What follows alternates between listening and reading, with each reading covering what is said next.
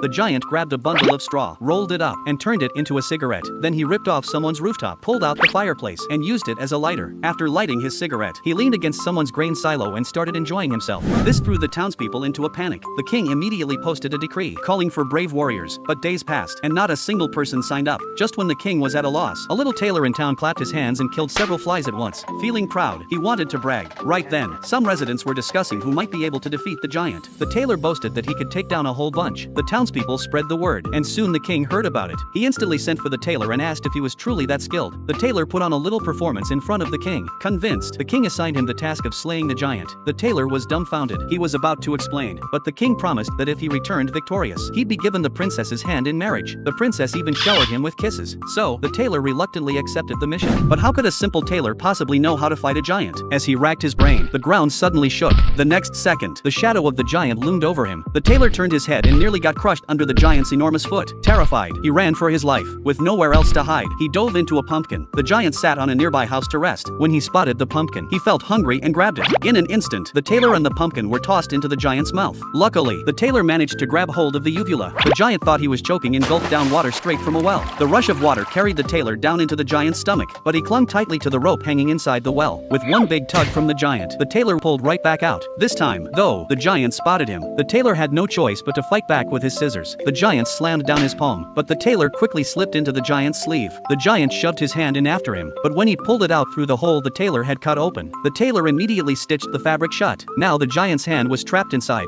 Then the tailor tied a rope around the giant's nose and wound it around his body from top to bottom. With one hard yank, the tailor tripped the giant and brought him crashing down. In the end, the kingdom built an amusement park, and the power source was none other than the giant's mighty breath.